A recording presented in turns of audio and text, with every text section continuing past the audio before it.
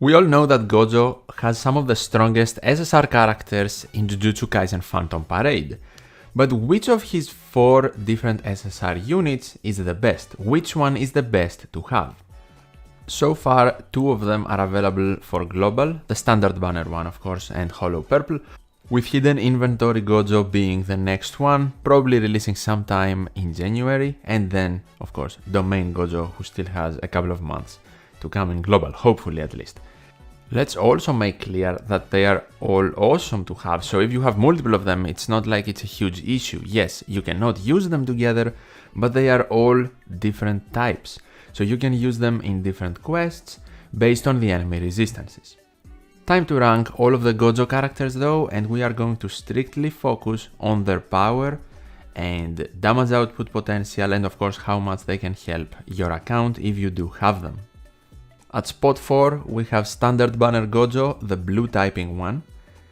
And it's not because he's bad, I will repeat, he's very strong, he's extremely helpful to begin your account with, even a must for a lot of quests to super easily clear. But the thing is, the rest of the Gojo characters simply have overall better damage potential. And it makes sense because all the other ones are featured SSR banners, this one is not. On top of that, the rest also have more utility than this Gojo, but he can boost his own damage for 3 turns, which is awesome to help the nuke coming from his ultimate at some point. He does have combined damage and also has the ability to not be hit, but does leave the field after 7 turns. At spot 3 we are going to place Hollow Purple Gojo. Even though you can consider the standard banner one a bit better simply because of his accessibility, this one has overall more damage output and actually has a lot of utility throughout his kit, not only from a specific skill like standard banner Gojo, but from every single one outside of his ultimate. From skill 1 he decreases both types of damage coming from enemies. Then with skill 2 he increases the selected enemy's damage received for 2 turns and increases his own damage for 2 turns. From skill 3 he increases his own break damage and once again decreases the selected enemy's damage overall, while also dealing damage of course, these are not just utility based except skill 2, and of course he can evade all attacks, but has the disadvantage of once again not living in 7 turns, but also living when activating his ultimate. And to be fair, I actually forgot about this, he also has a bit of utility in his ultimate, because after he does all of the damage, and it's a lot of it, he does leave the field immediately but decreases all enemies' ultimate count goes by 2, which can be helpful, so we will count that as utility too. In the number 2 spot we have Teen Gojo or Hidden Inventory Gojo. This character is actually the most interesting Gojo so far in my opinion and is awesome, very strong unit, but is also different than the other ones. First of all, he does not leave the field, which might be good, might be bad, because we also, on top of that, lose the advantage of not being able to be hit in general. He still has self-immunity from his passive for the first 2 turns of the quest, but then after that he can be hit normally, except if you apply self-immunity again through skill 2 for 3 turns. So he needs a bit more planning with skill usage, I guess, but still does not completely lose the ability to have self-immunity to attacks. This Gojo still can deal out combined damage from skill 1, and he also, with skill 1, attracts enemy attacks on him, but only for the enemy he actually attacked, and that also helps him feel his ultimate goes faster than other skills. With his skill 2, he grants the attack immunity as we mentioned, but he also increases his own damage received by 30%, which is not good inside domains and inside guaranteed hits on him. He increases his own Jujutsu damage of course, which can help his ultimate as well for 5 whole turns, which stacks. And if that final boost is active when you activate skill 2 again, then he boosts his own damage and critical hit rate even further. So you want to use skill 2 multiple times before you actually activate the big damaging ability, his ultimate. His skill 3 deals Jujutsu damage to one enemy and also decreases that enemy's damage, which is actually pretty good against main bosses for survivability, not for Gojo specifically because he can have self-immunity, but your team overall. And finally, he has tons of damage with amazing stats and multipliers or percentages coming from his ultimate. And that damage is Jujutsu damage specifically to all enemies and for 5 hits. So your end goal, just like the other Gojo characters, and to be fair, majority of DPS characters in the entire game, is to get the most boosting you can on this character before activating his ultimate. But to me, the fact that he does not live and you can play around more with his skills and granting himself immunity to attacks and stuff like that makes him way more interesting. That might not appeal to every player, but without a doubt, he is by far the best yellow DPS in the entire game and the best Gojo as far as damage output goes so far. And finally, we have Domain Expansion Gojo or Infinite Void Gojo, who is going to be placed at the first spot. In my opinion, if you are strictly looking for a damage dealer and you don't want to pair up your Gojo with another DPS character, then most likely Hidden Inventory Gojo is number 1.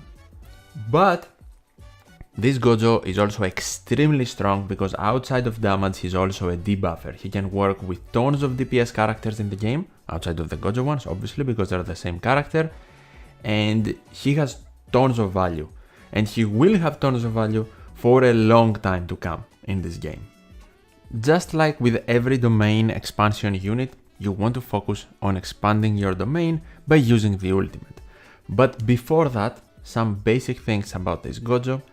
He cannot be hit, and just like Hollow Purple and the standard banner Gojo, he leaves the field after a set amount of turns, but it is not 7 this time, it is 9. And when you activate his domain expansion, that count goes up by 1. But he does not leave because of his ultimate or any other skill like Hollow Purple does. At least not immediately, right? Because if he has no more turns left and you activate his ultimate, then he will leave. And from his other passive abilities, he cannot be hit, so he does have attack immunity on himself until he activates his domain. He loses it after that. And when a Black Flash is performed, he activates Zone State for 3 turns, which increases his Jujutsu damage by 30%, and his critical hit rate by the same percentage. He has very good stats and they become even better if a Black Flash is performed, and for his skill 1 he deals combined damage and very good multipliers for combined damage to one selected enemy for 3 hits. Skill 2 targets all enemies for a very good amount of Jujutsu damage and also decreases all enemies damage dealt for 2 turns. And then skill 3 targets one selected enemy for lots of Jujutsu damage coming from simply a skill, and he increases his own Jujutsu damage by a specific amount for 3 turns depending on skill level. Just like every other Gojo on this list, he does not consume cursed energy, he just consumes 1, so you can use his skills freely, and he does a lot of damage from his skill 2 and skill 3. So he is a DPS character as well, he just does not have the big nuke damage from his ultimate like the other Gojo characters do. And undoubtedly, for just some simple skills, skill 2 and 3 can help you with damage, but there is a catch. When we activate his ultimate, he expands the domain. He grants sure hit effect to himself. He inflicts all enemies with stun for 2 turns. He inflicts all enemies with infinite void status for 4 turns. Decreases all enemies' ultimate skill count by 1. Prevents all enemies from increasing their ultimate skill count for 4 turns. Increases all enemies' damage received by a specific amount for 4 turns depending on ultimate skill level. He cancels out other domain expansions. He cannot charge his own ultimate skill goes for 3 turns, and he increases the passive urgent business turns by 1, as I mentioned before. And one of the key things here, outside of all of the amazing debuffing we just mentioned, because he's a debuffing beast inside his domain, he applies skill restriction status, which means some of his skills cannot be used.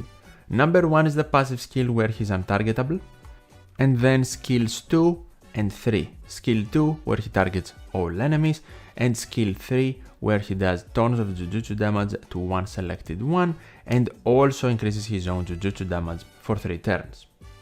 Essentially, you can only use skill 1 after the domain expansion. That's why I'm saying you need to use another DPS character in your team in order to get the maximum out of this Gojo, because he locks himself out of specific skills for a specific amount of turns. And while he is definitely able to provide your team with damage, he is also a very strong enabler to help other DPS characters do the maximum amount of damage they possibly can, alongside other damage boosting. Do not get it twisted though, this Gojo is insanely good, he's broken, he's extremely helpful to any account, just like every Gojo to be honest, but he is also widely considered the best character in the Jujutsu Kaisen Phantom Parade Japanese server right now. He will come to global earlier than the first year anniversary, obviously because we are speedrunning through things right now to catch up to the Japanese version. For example, we got Hollow Purple Gojo in December or late November, and we are going to get Hidden Inventory probably 1 to 1.5 months after that, but I don't think the same will happen with Hidden Inventory Gojo and the first anniversary domain expansion Gojo. At least that is just a guess, because Bilibili is the only one that knows what they're about to do with their scheduling. But hopefully they don't do that, so players do have time to save up for the anniversary characters in Yuji, also Yuki, Gojo, and the Sukuna that they are about to get. These are all Gojo characters ranked though, in my opinion. Let me know of your thoughts in the comments down below. Do you agree or disagree with some of the things said or the placements of this video? When do you think we are going to get domain expansion and hidden inventory Gojo? Let me know in the comments down below, and as always, thank you so much for watching, take care, and I'll see you in the next one.